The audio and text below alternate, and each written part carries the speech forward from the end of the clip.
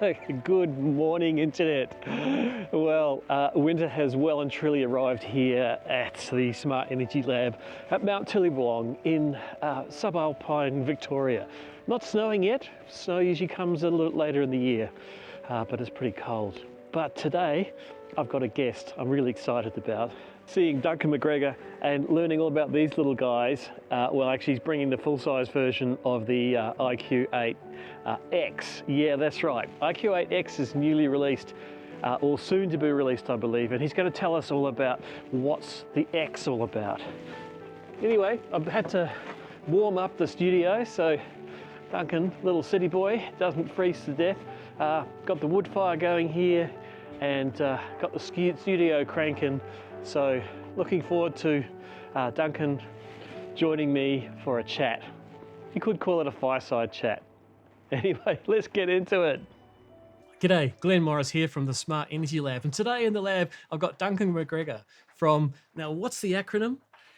ANZP. ANZP. Now, Australia, New Zealand and Pacific. Correct. That's a big title. Right. It's a big title. It's a big area too, right? Like, so you get to fly around the Pacific every week? Occasionally, if I'm really lucky or nice to my boss. Well, apologies if you can hear a little raindrop on the roof. I'm not sure if I can filter them out, but how's the weather been getting here? Well, I did miss your driveway. I was driving through cloud and whoops, that was the exit I just went past. So, yeah, it was hard to find, but I got here in the end. Yeah, the fog really rolled in. So, Duncan, we've known each other for a long time. You're basically part of the history of solar in Australia these days, I reckon. So tell me a bit about your solar journey. Yeah, well, I feel very grateful to be part of the fabric. Yep. You know, I've been around over 20 years in the industry, and I got into solar by the opportunity through a really wonderful company run by Steve Ingrouille back in, it was around 2001. I think I started in, and I didn't have any background or experience. I just had a curiosity about sustainability and doing things under your own steam. I was really into sailing. I was into biking.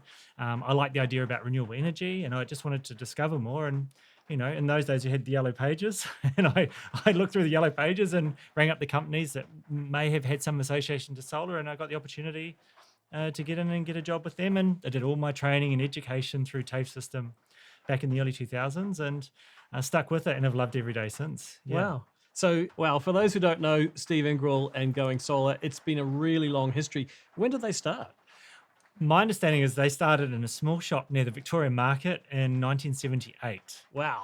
Yeah, and I don't know what they were selling. I don't think there were many solar panels back then, and I wouldn't know how expensive they would have been. I doubt anyone could have afforded them if they actually had some. But they were into sustainability and involved in the green movement in the early days, and were really they had such a great market and such a great wealth of customers and just a good community around them. They were a very sustainable business and just grew organically over the years. And I had the wonderful opportunity of getting a job with them, as I said, in 2001. And they, you know, as the industry and technologies improved, they also got into a range of different systems, so like hot water equipment, as well as photovoltaics, of course. A lot of off-grid in the early days, and then they grew as the market grew in the 2000s, and they were continued in name still as a business in Victoria. Yeah, wow. I mean, they've been a great incubator for so many people in the industry, including yourself. Incredible number of very smart people have come out of that company. Yeah. So what happened next? You went to Enphase? Well, yeah, it just sort of happened quite organically again. I mean, Yes. I wasn't specifically looking around or actively looking. I was working in the industry. I knew a lot of people, and I'd heard about this microinverter company, which I didn't really know much about microinverters at the time, back in 2013 now, actually, was when I joined Enphase, and it just seemed like a good opportunity. I was at a bit of a crossroads career-wise, and I wanted to just explore new things and discover new things within the industry itself. Previous to Enphase, I'd spent a lot of my time installing, and I'd been on a lot of installation sites in the 10 years or so previous. And I think after a while, you get a bit long in the tooth at that, and you want to try something new and, see what else is out there. And yeah, the opportunity came up, and I jumped in. I was actually I'm the longest serving employee in Australia with Enphase. There was only actually it was only three of us at the time when it began. We were here just as it opened into Australia, and been on that journey ever since, and I've really loved it. Wow. Well, for those viewers who have been living under a rock and not heard of Enphase, tell us a bit about the company. Well, it's a really interesting company. It's a bit of a curiosity, I think, because it does microinverters, and microinverters are such a unique technology, but they address so many diverse outcomes for the industry. I just find it such an interesting product. I like products that really sort of challenge people's minds and create a lot of diversity with it for installers, and create new opportunities in selling and designing and putting equipment on roofs, basically. So it's a really interesting technology that essentially means we would like to argue that it's not a big inverter just shrunk down into a small inverter, but it's a whole technology unto itself. A lot of it's driven by communications, and a lot of hard work has gone in to make this a very robust and durable product for the market. So where were they based? So they're based north of San Francisco in California, in what they call the Telecoms Valley. So they were part of Cisco, the two founders initially. That's where they had built up their knowledge and skills, and they started the world's, what they would argue, the world's first commercially viable microinverter company. So Raghu Balair and Martin Fornage were the two gentlemen that started Enphase, and that was all the way back in 2006. So you see, they'd been operating quite a few years before they came to Australia. And in between 2006 and 2013, they had really made excellent inroads in the microinverter space in the US market. It became a very successful product in the market there. And over that time, they realized there was good opportunities to then share that quality product worldwide. I guess that the product really suited the regulatory environment for the US with the NEC's rapid shutdown.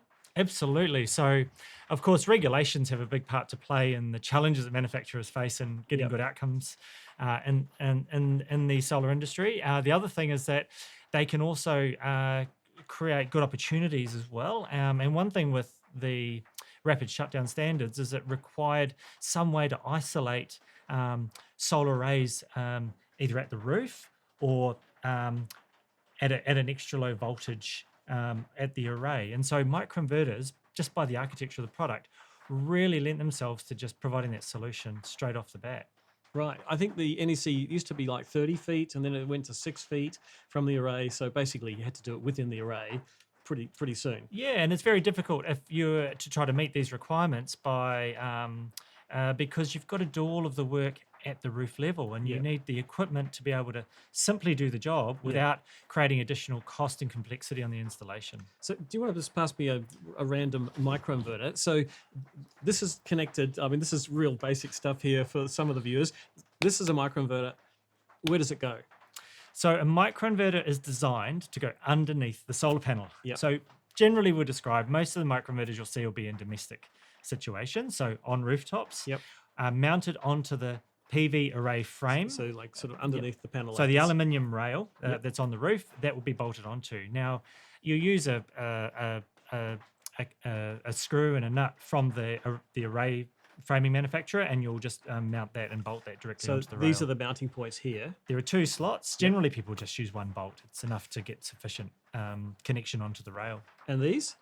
So on the side of the micro, you've got your DC connectors. We call them bulkhead connectors. These are the Storbley genuine MC4 connectors on the side of the microinverter. Of course, that's an important point when it comes to thinking about requirements in the AS5833 standard. You're hinting at the same brand, same type, both sides of the connection. And Storbley make a product which people think is generic, but it's not. It's a manufactured product, proprietary, called MC4 these days. Also Evos as well, interruptible. Yes. Which caused a bit of trouble when they brought that out. Yeah, absolutely. But I like to describe it too, because of course, because of the kind of product it is, it's very flexible and versatile. Yes. And a lot of people can forget the small detail like this. Yes. And then they'll swap panels on the array and they'll change different brands quickly. You've got to always remember the fundamentals to ensure that you've got compliance throughout the installation. We introduced that requirement, I think it was in the 2014 from memory, because there were so many failures of mismatched plugs and sockets. I mean, even me, it happened to me, and gave it a shake, it stopped working, gave it a shake, it started working. Yeah, That's of how course, bad the connection was. it might all look good on the outside, Yeah. right? But it's what's happening on the inside of that connector. that's You've got important. a big socket and a small pin just going like this, and it's not a good connection. No. So on the AC side, what have we got here? So that's an AC socket, and that's designed to connect into an AC cable. Now, you might often hear microinverters are often designed as an AC system. Well, obviously, it's not technically true because there is a DC connector from the panel running to the panel itself. But there is an AC connector, and each microinverter at the roof will run an AC cable. We supply a proprietary cable that it plugs in and out of each microinverter with connectors at set interval spacings along that cable. So you've got a T connection onto basically a AC bus. That's correct. And it's an AC cable with an active and a neutral conductor. Yep. There's no earth. And why there's no earth? Because you'll notice, Glenn, that casing is polymer. Right. So it's a non-conductive enclosure. It's a class 2 product. Yes. Right. And it's got the icon on the product to describe that as well. Yeah, so there's no possibility of electric shock from this product. Right, wow. In terms of the trunking system, how many can you connect together? That's a good question, and there are a couple of answers for that question. So microinverters, when we consider the connection of a system, we're not really doing any design for the solar panel side. We just plug the solar panel in. We've really got to think about, though, on the AC side, how many microinverters are connected onto this, a section of cable. So we really like to think about the system as AC circuits. So we call them AC solar circuits. There's a maximum number of microinverters on a circuit. For single phase, depends on which model you have, because each microinverter has a different current output. Yep. And we've got different power ratings of microinverters. So like the IQ8 X product you have in your hand, that's a 380 VA microinverter. So this is new. It's not actually on the Australian market yet? It's not out yet, but it's on the CEC listing and it's available in Coming soon. Coming soon. Watch this space. So what's the X stand for? Extra good. Yeah. IQ is meant, you know what the IQ stands for? Well, we've debated this a few times at Enphase. Installs quickly, I like. Yeah. So it has a higher input voltage on the PV side. This particular IQ8X has a higher DC input voltage. Now, we've got a range of microinverters. Majority of our microinverters that we supply market have a maximum voltage of 60 volts DC input. This particular microinverter has a 79.5 DC input voltage. By having a higher voltage, what we can allow to do is connect to specific types of panels. Yeah, so there's now panels which have a VOC in the 50s, high 50s, that allow for temperature compensation. You need that. Exactly. So when we look at solar modules and compatibility, the key things that we're really looking for are the voltage of the panel as well as the current. And we want to make sure that those two parameters of the panel match the microinverter that you're connecting to. So what's the maximum operating current that you can get into this on the PV side? So this has a continuous operating current of the microinverter of 10 amps. Yep. In terms of maximum input current, Yep. it could accept up to 25 amps, but you'll only ever get to 10 amps through it. Yep. So what this is really designed for are higher voltage panels producing a lower current. Right.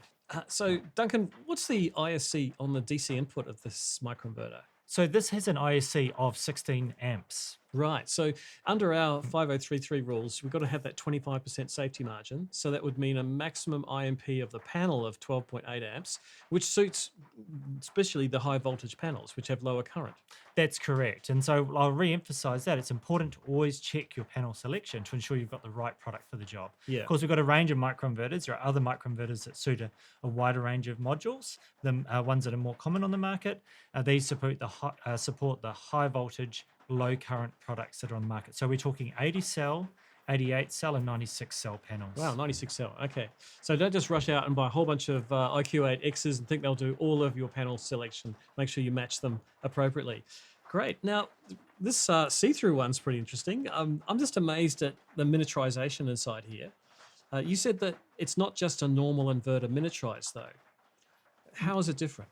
So one of the key things with microinverters is that we've got a challenge, right? There's more of them on an installation. So Enphase has to find a way to get the system to operate as a single system. And so we need to use communications throughout the microinverter products. So one of the key elements of microinverters is that they have power line communication signal, and that's generated from the microinverter, and that signal is shared down to a point of central communication. We call that the IQ gateway, communications gateway, Which I think a lot is of systems. What we used to call the Envoy. Envoy, and it had an updated name. Yeah, so now it's the IQ gateway. IQ gateway. And so this receives the power line communication Correct. over the existing AC bus. That's right. So the power line signal just travels over the AC wiring. So the idea is that the installers don't have to run an extra communications wiring up to the array. And we're using a very reliable, robust methodology to get the communication signal to work around the wiring on site. So do you have any distance limitations? We have some rules of thumb that we like people to follow. We recommend that wiring length, you should not exceed 50 meters, 50 meters, for an AC solar circuit from the location of the IQ gateway to the microinverter connection on the roof. Yep. So 50 meters for most applications is very practical, and you'll be surprised how large a site can be using that rule as well. We do a lot of commercial sites. Yep. We can use 50 meters as that design element in those commercial spaces as well. Right. Okay. So no longer the Envoy, but the communication gateway. Yes. Cool. Now we've also got the Mini here. I see. Oh, it's a beauty, isn't it? Yeah, you're especially for you, Glenn. It's actually a power bank. Yeah, and I had to bring you this one because you got no more room left on your roof. That's right. So I've got the Minis. Now we've got a few other toys on here. Now what's this other box here? Okay, so I bought something new to show you, and I'm very new to this product as well. And yes. Enphase has we've got a battery system. Yes. And what we have in manufacturing around the world and use in other countries is a device to enable the battery to be used as a grid-only product. So we have a backup solution, the IQ By the way, battery. that's the battery behind us with the cover off. We'll talk more about that later. And this device, the Communications Kit 2, or CK2 for short, is a device to allow the battery communication signal, the CAN bus, which is hardwired, to come back to the IQ gateway. So this device here, and it's just a communications converter, which allows then the system to run with an existing IQ gateway. So this device here talks CAN to the battery. Correct. But then it talks power line communication. It talks USB. It goes via USB. Goes USB to the IQ gateway. Correct. And then the IQ gateway can then communicate directly to the battery. Yep. And what this allows for is maybe a lower cost proposition, because you're not having to put a backup IQ system controller in on the installation site. And you can stick with some simpler hardware, which allows for grid-only self-consumption battery solution.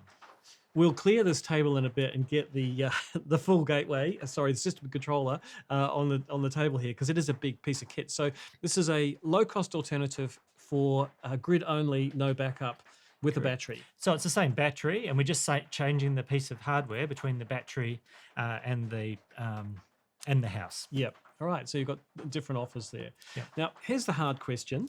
So why would you choose a Enphase microinverter system over a string inverter system? Oh, but I notice it says here, no strings attached. No strings attached. I love this T-shirt, actually. What a great line.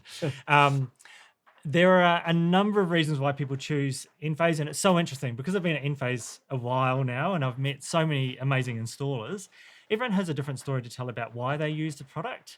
I have my own personal view as well, and I'm actually quite strongly believe that that the technology really lends itself to safety, and I've got a strong view about that. I think that I love the fact that it's so simple, and that you can doesn't matter whether it's a one panel site or a 600 panel site. The logic and the theory behind the design is exactly the same, because it's such a modular product, and because you're doing that, you're keeping still within the extra low voltage DC realm, or less than 120 volts DC. I think that's right, isn't it, in the standard? So you've got you don't have to meet a lot of these strict requirements that are often brought up in ASNZS 5033, for example, the PV installation rules. Yeah. And look, I imagine also the fact that every module is individually managed is an advantage as well. It's an advantage because you can actually do really interesting projects with the product. So I love the fact that we talk to installers who do all sorts of work. So just general everyday household installations. Also might do installations in shady sites, which are individual panel level monitoring, as well as less impact on the entire array from shade in that scenario. But you can also put panels in any roof face with microinverters. And we've done such an amazing work and really nice architecturally designed projects. We've had to really think outside the box with the design, and it's just an easy product to work with. I've got a personal experience of that too. It actually wasn't with Enphase, but module level power electronics. Way back a decade or so ago, I had a customer who wanted solar, and the roof had 7 facets facing 7 directions. Wow. You know, like one of those roofs like this. And I said, "Oh, sorry, mate, your roof's not suitable for solar." And he was grumpy. He said, "Don't tell me that. Tell me the solution." Right? And so I went away and tail between my legs and realized you could do it with MLPE, module level power electronics. Yeah. So every panel independent. It's brilliant. And sometimes I like to say to people, well, you don't have to be, you can think outside the box and say, well, I've now got more roofs I can sell into, so it does open up the door for new opportunities, these sorts of technologies. And that's what I love about it. We've seen installers, we've had some good case studies before where people have put in, been able to only propose a 20 kilowatt commercial roof space with, say, a string inverter site. But with the micros, they could do 30 because they weren't really as concerned about the shade. They had more flexibility in where they could put the modules, and they could just lay more on the roof. And I thought those ideas and those outcomes are great solutions. In fact, you can redefine shade with module level power electronics to low irradiance as opposed to shade. Yes. Right? Whereas shade, for those who are not aware, with strings of panels, the weakest link can often affect the whole string. But with individual panels, it's the weakest panel is the weakest panel. That's all it is. And I do like to argue with people nowadays and say, well, you know what? I don't reckon there's any roof without shade, to tell you the truth. Yeah. There's shading at some point over the course of a year on any roof itself. And you can see it in the module level data, of course. What about upgrading? So say you've got a system, well, not upgrading, a repair. You've got a string system and one of the panels gets broken by hail and it's 10 years old. You can't buy that panel anymore. And it's a bit of a challenge what to do. With an Enphase system, is there a better option? Well, it's an interesting case in point, right? Because one of the beauties in microinverter technology is that you can have mismatching panels on an installation. So I like to, again, joke with people and say, are you one of those installers that just have odds and sods of panels in your warehouse and you don't know what to do with them? How's your chance? You can put them all on the one roof with microinverters. So microinverters don't care which model of microinverter is sitting on the roof next to each other. They don't care which panel is sitting next to each other. Also, an old IQ talks to a new IQ. There are some caveats to that. Yes. But you can install all microinverters on an installation. Yes. The new IQ8 products, like the IQ8X, yes, they require their specific software, so they have their own communications gateway dedicated to them. So if you're doing a site with earlier versions, they can all work together with one gateway. Yep. Would add a second gateway in for the IQ8s. Oh, I see. It's just about the gateway being of the same It's generation. the software communication because they have different protocols running in the microinverters, the new ones. Now, take it to a larger scale. I remember something about Hawaii upgrading their whole Enphase grid, or all the Enphase systems on their grid. Tell me a bit about what that meant. Yeah, that was pretty wild. So that was actually when I started Enphase, right back in the early days, and the US team had done work in Hawaii, and what had happened was that there had been so many microinverter systems going. I forget the number now. It was in the tens of thousands. There were so many microinverter systems went in that they were the predominant player in terms of solar on the island. And what had happened, they were having challenges with because I think it's all generator driven, the power sources on the island. And one of the challenges is that they had frequency issues on the networks. And that's because of all the solar that was there. Enphase were able to go in overnight and adjust basically the control settings in the microinverters, every single one, and there were hundreds of thousands of them, to come in line with what the grid distributor required for the energy generation, so that the grid wouldn't collapse. It was an amazing story, and there's a good case study written about it actually. Wow. So they went from grid 1.0 to 2.0 overnight Yeah. without changing any hardware. No, just purely a batch upgrade done overnight through the Enphase monitoring platform. Wow, that's Yeah. incredible. Now, since we've been talking about the IQ system controller, I think we should get it out and have a look at it on the bench here. Okay, that'll be fun. Let's do Yeah. that. Wow, look at that. It just appeared out of nowhere. Hey, Duncan, so, I mean, you told us a bit about your solar journey. So what's your title at Enphase now? Well, that's a good question, Glenn. I could answer that in a number of different ways. But I'm the senior technical trainer is my term. I'm the one and only technical trainer based in Australia, supporting Asia Pacific region. But I've I get involved in the technical side quite closely as well. So I speak to a lot of installers and do a lot of help and design support. Because I'm accredited installer myself. So, yeah. That's cool. I'll link to Duncan's videos for Enphase up here, so you can see what he's been making directly on YouTube. So there's a lot going on in this box, Duncan. So tell me what it does.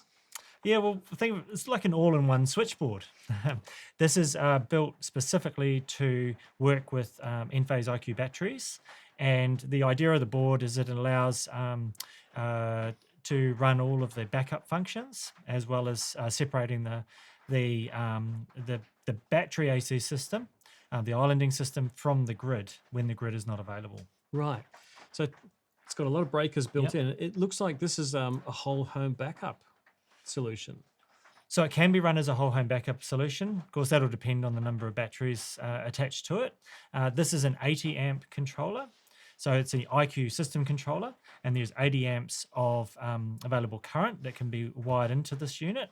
So it can be used in 1, 2, and 3 phase installations. All right, you can do split phase as well. That's correct. Yeah. So it's a pretty universal device. Now, I noticed it's got like a little computer brain up here. What's that? So this board at the top, in the central top part of the IQ system controller, is the IQ gateway. So just like the little black gateway we saw earlier, this has been reformed to fit into the IQ system controller. So it's the hub of the system where the communications are working and the decisions are being made about running and how to use the battery energy in the home. Right. And down this end, we've got all our connection points. So tell me about what's going on here. Yeah, so we've got 2 DIN rails down the bottom of the board here, and on the left-hand side are what we call our DER terminals. Do you want to break that acronym apart for me? So that's the Distributed Energy Resource for DER. And so that's your solar and your battery is going on this side of the board. So the 2 circuit breakers you see here on the left are just an example of 2 IQ batteries wired into the board. Remember, it's Enphase an AC system, so it's only AC coming into the board. Right. So batteries can be on their own circuit, or they could be parallel together on the same circuit. But that comes down to really deciding, what size cables you want to be running across the home to the location of the batteries. In this example, 2 circuit breakers, these are 25 amps each. So there would generally be 1 battery on each of these circuit breaker of this size. And these are wired into the lugs for the battery here on the DER side. Right. You'll then see on the next breaker across is actually a 4-pole breaker. This is actually supplied in the board, shipped from the factory. So it's factory fitted circuit breaker. It's a 4-pole, 25 amp MCB. Now this is taking the solar AC circuit. Again, we've got solar AC coming off the roof. Microinverters are then wired on those circuits into the switchboard. Generally, systems could be 1 circuit, it might be 2, it might be a number of circuits. So this 4-pole breaker is quite useful, is that you can have 1 single-phase solar circuit, or you could have 2 single-phase solar circuits wired into this. Or 1 3-phase. Or 1 3-phase circuit as well, correct. Now, what we've done with this is we've taken the neutral. You notice we've got pre-wired and active and neutral at the top of the MCB. The active goes to the PV lug. The neutral goes to the neutral lug. Now the reason why I'm describing that's quite important, because we're using AC power line communication signal. We've got to protect that signal from external electrical noise. So what we do in the board itself is we actually fit a filter. And you'll see a ferrite core. It's a bit hard to see. It's a black one here. Ah, yes. and that's a filtering, a high-pass filter, filtering the power line signal, protecting the power line signal to the microinverters. So from the common neutral down here for all the rest of the circuits. That's correct. So we Right. want to segregate the neutral and filter it for the solar so that we're not getting interference from other electrical circuits in the house. So the house might connect in here, the noisy house, electrically Yeah. noisy, but the ferrite core is filtering out that noise, so it's not interfering with the PCM signal. Yeah. That's correct. The power line communication signal. Yeah. Now, so the microinverters run on power line communications, and then the batteries are also wired into the board, but they don't run on power line. They run on CAN bus or control cable, we call it. Yep. And there is a control cable here, an example in the board, wired into this header terminal. And so that's the communication signal is carried through that instrument cable out across to each of the batteries on the installation. Right. So that's a 3-wire CAN, with an earth as well. So so you'd be hard pressed to find a 3-wire CAN. So you buy a four core cable. Oh, okay. And it's a twisted pair, and we've got a couple of specifications. So this is stuff that generally the wholesalers will sell in addition to the Enphase equipment. Yep. So there's a lap and electric cable type that's specified, and that has a shield in it, and that's just grounded here on the grounding terminal at one end of that cable connection. So how far away can the batteries be from the system controller? So if we think about distances, really we think about the physical limitations of the communications. Yep. The maximum wiring communication signal length is 80 meters. Yep. So Wow. it can be a long way. A long way. But obviously for practical reasons, you've got to consider your AC cable sizing from the batteries back to the board. Yes. And think about the size of cable to carry over that distance, the current over that distance. Right. Now, I notice you've got a manual override up the top here. What's that about? Yeah, well, I think Enphase has done a smart thing here by putting a manual override switch in, because when you've got a system that all of your house power runs through, so the main grid supply comes into this control board. Yeah. If anything occurs in the system and something fails to operate, that may prevent you from having power in the home. So a manual override is a way of bypassing all of the equipment you've installed and feeding your main grid supply directly back into the home. Right. Okay. So effectively takes this out of circuit. It takes it out of circuit. Yeah. Yeah. Oh, it's good. It's a fail-safe mechanism. Otherwise, you'd have to call an electrician out to rewire your switchboard. Exactly. and it could be a long wait. It could be a long Depending way on where after you a live. storm. Yes. Yeah. Cool. And you've got one more separate breaker here. What's this for? So this breaker on the side is a factory fitted breaker as well. This is a factory fitted breaker for the IQ gateway. So the board, control board, communications board at the top. That's a way of power cycling the communications board. Now, generally it's not something you would need to switch, but maybe it was a case where you needed to run additional software or something into the controller. It's a way of just power cycling. Right. So you don't have to turn off the main breakers. You No. can just power cycle the controller. That's correct. Yes. Anything else I should know about this? Oh, there's lots of good stuff going on here, Yeah. right? So in the board itself, of course, there's a contactor Yes. or a microgrid interconnect device, and that's our primary protection for the installation, Right. and that allows you to quickly island the home when the grid fails, and it'll switch seamlessly, so you won't notice any flicker of lighting when it does that. So it happens extremely quickly. Millisecond Yes. switching. Yeah. Yeah, and then you'll see on the right-hand side of the board here, we've got a series of lugs available. So generally installers have to debate, the size of the installation, the amount of solar available, the amount of storage that's been added onto the system controller. That we recommend up to 4 IQ Battery 5Ps installed onto the controller, because in some cases the house loads may be too great to support and backup. So then you can split the loads into backup and non-backup. So each battery, from memory, is 5 kilowatts of power, but a peak of 7.68, 7.68. a peak, 3-second peak. Right. So it can hit those big peaks, and if you've got 4 of them, you've got 4 times that. That's Oh, correct. wow. Okay. Yeah, Well, this yeah. sounds enough to hit the peak on most single-phase homes. So the batteries are very powerful and grunty, and they're a good solution to support large loads. One of the parts with splitting the loads and having the loads in the system controller is that all of the home loads are then measured in the system controller because there are current transformers in here Right. as well, Even the non-backup loads. even the non-backup Right. loads. So, in fact, if that's your main incoming supply here, everything is metered. That's correct. Everything is metered. Now, there might be instances where you cannot bring load across to the IQ system controller. Yep. We do have technical documentation that helps describe how to run external CT from the controller. Right. Yeah. But, All right. but So we you can would like monitor to see- circuits that don't come through this board. We via could CTs. technically, Oh, okay. but we would prefer people to run everything in the board because it's a simpler installation. I can see that. Now, the reason for the backup lugs and non-backup lugs, why do you need non-backup? We need non-backup lugs, of course, because if we have too much load in the house and we want the battery to continue to supply power into the house without being overloaded, you want to split those loads into backup and non-backup. Depends really on the size of the property. Yeah. And of course, we want them wired here so we can measure those loads Yeah. all the time. I think personally it's a great idea. I mean, it's one of the mistakes people think is I've got a battery system that's going to run my whole home. Do you really want to run your electric hot water service when the grid's down, and use all of your battery power just to heat a few liters of water? And I have some strong arguments with people about this as well. Just, want to put it into practical speak and say, well, really, what do you need? Yes, yes. And one of the things with the Enphase battery system is that it's a multi-phase product. The battery system itself, when in backup, it's a single-phase battery. So it backs up only one phase of the property. And a lot of people question this and say, well, what about my three-phase loads? Well, realistically, do you really want to run a three-phase air conditioner in backup on a domestic property? I think you'll find that your batteries that you need to support that load need a lot more. It makes a very large system.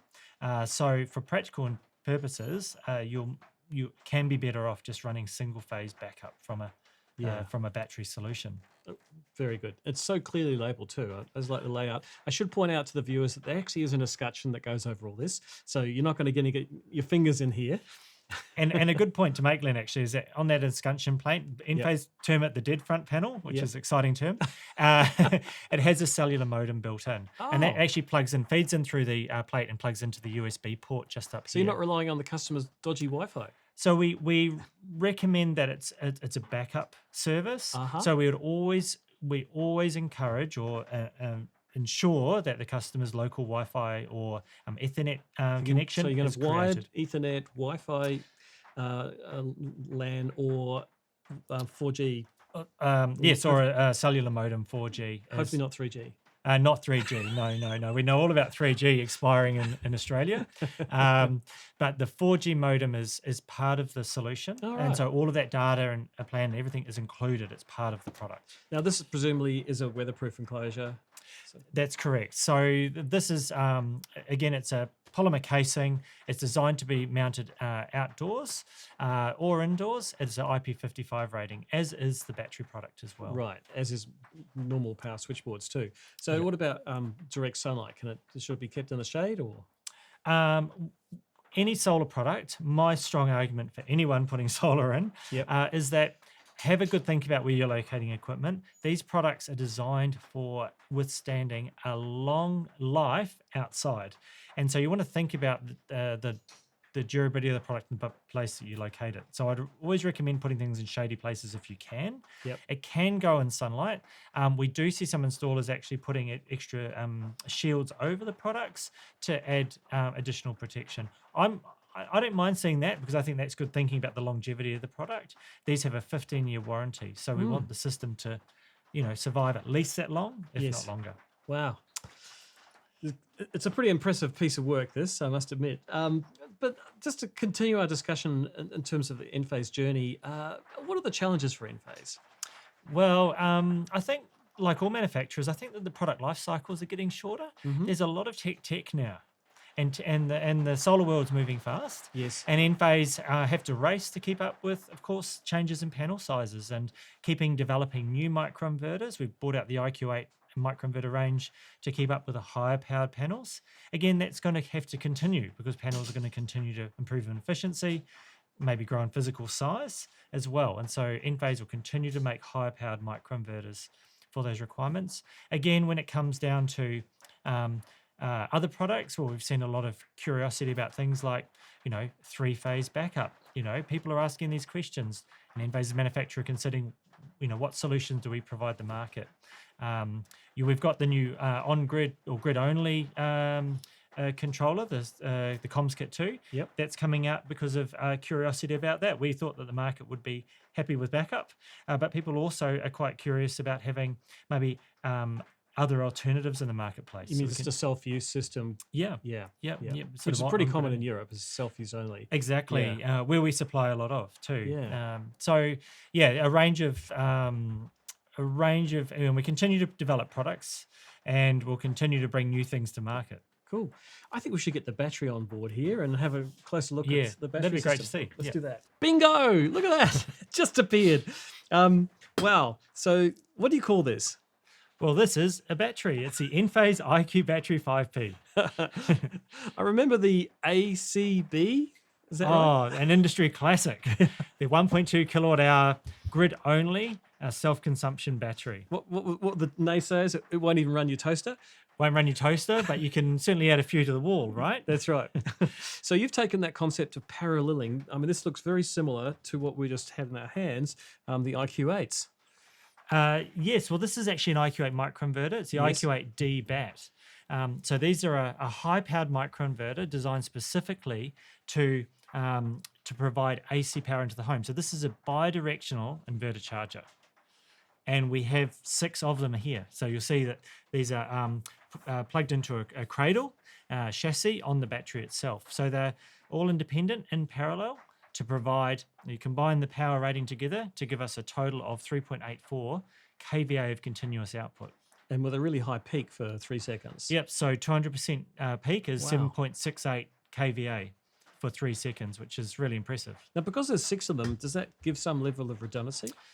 Well, the idea with Enphase, and we've always really felt strongly about this, is that we have no single point of failure. Yeah. And so the key about having multiple microinverter products used on a unit means that if you need to change a unit, you can. So these are replaceable units. And in fact, quite interesting, you can take your unit out and it will continue to run just at a lower power. Right. Yeah, so it's got redundancy built in. Yeah. I can't see any cooling fans. No, well, that's a good point, because one of the strong cases about Enphase products is there are no moving parts. So this IQ battery has no relays or no fans to cool the unit itself. So we rely only on natural ventilation. So by using the microinverter product, which we know very well, we're able to then design the product with minimal requirements around airflow. Yes. And so you can actually install these in quite close together with other IQ batteries. We've got very few restrictions around spacing. We don't have any fans that are required to force air across the unit, requiring much more complex sort of design requirements. So you've got natural convection. I can see there's gaps between all these. It's kind of like a termite mound. Air blows just all flows through from low to high. Yes. And through the unit. Now, moving down a bit, this area here, what's this for? Okay, so it's an AC product. Yes. And we'd like to describe this as an all-in-one battery, which I think is Section 4 of AS NZS 5139. I'd say Section 4, yes. Yes. And being all-in-one, there's no DC wiring. Yep. So you've only got an AC terminals here for the AC circuit from the battery, from back to the IQ system controller, or across to another battery, because these can be wired in parallel across an AC circuit. So we've got... hence the 2 neutrals, 2 lives. Yes, and these are parallel terminals, and you can just bring your AC wiring in. It can go through the in through the side entry. So you can daisy chain. If you had another one there, daisy chain in, out, That's off correct. to your IQ, Daisy IQ chain controller. Yep. And remember, each battery is independent of the other one. Right. So you're bringing an AC so cable. it's passed through. It's passed through, yes.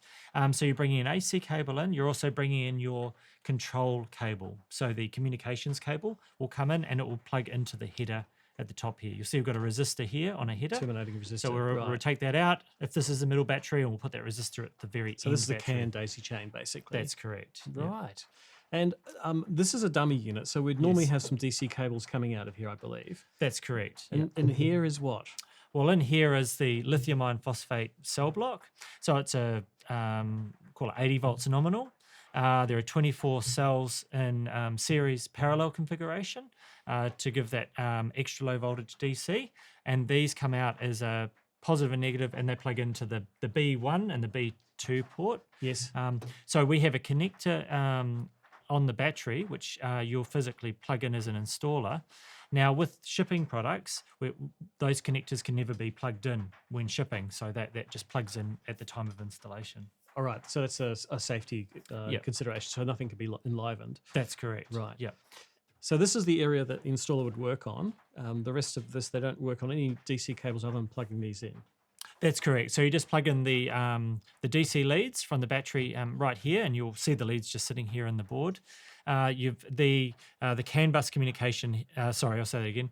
The battery management system leads will be already plugged in on the B3, B4 port. Over Right. So there. there's two separate battery modules. Is that why there's B3, B4? Yes, there are. There are two separate battery modules. Oh, right. What's the weight of this whole unit? So the overall weight is, including the wall mount bracket, is around 65 kilograms. Right. And I noticed it's got these beautiful removable handles. Yeah, so these are pretty special, these handles. So the idea is that these batteries can be wall mounted. Yes. And in order to lift them up onto the wall mount bracket and drop them into the slots, the wall mount bracket, the lifting handles are supplied, and they can be slotted into the side frame of the battery for easy lifting. So these are an additional purchase, or they come with the unit? They are purchased additionally. Because you use them over and over again. Yeah. You don't leave them with the customer. No, and we've Right. priced them so that you'll never lose them. Right. That's good. That's good. Wow. Anything else I should know about the battery? Well, it's weather rated, so it's Mhm. IP55 rating. It does obviously has a scutcheon plate or a dead front cover which goes over the terminals here, Yes. and then there's a cover plate that goes over a metal cover. Yes. And on the plate itself, it has an LED which plugs in, and it has a power button on the front of the battery, and so the LED does change color when it's operating. So blue, red, green, depending on the state. All right. So you get some indication of its state of operation. Charging's green, blue is discharging, flashing, pulsing, And yeah. red is like no grid or No fault. grid, or it could be a fault. Right. Yes. Oh, okay. Wow. So we've seen a lot of tech today. I'm really excited about what Enphase have done. But what's in the future? You've got something else up your sleeve? There's always something up our sleeve, Glenn. Yes. And yes, so there will be constant development of battery products. Of course, with the constant improvement in microinverter, Yes. that will then flow into different size batteries or higher power ratings, larger storage capacity, all available in a small footprint. So IQ9 might be the next thing. That could be the next thing. Before I forget to ask, how many of these can you have connected together in a chain? So what we recommend for an IQ system controller, Yep. for any given IQ system controller, you'll need one of those for an installation, up to 4 IQ Battery 5P. So that will give 20 kilowatt hours of capacity, of energy capacity, as well as 4 times the power rating. So it's going to be around 15 kVA of continuous output. Right. That's pretty healthy. So for single phase or three phase. All 3-phase, remembering that the battery is a single phase backup only. So in three phase, it's self-use three phase. In backup, it's single phase. That is correct. Right. Yes. That's a Yeah. good point to remember. Yeah. Well, thank you for coming and bringing all this tech along. And it's been really great to catch up with all the development with Enphase. Oh, it's been brilliant. Thanks for having me here. Cool. Right. Yeah. Thanks, Glenn. Thanks, Cheers. And we're out.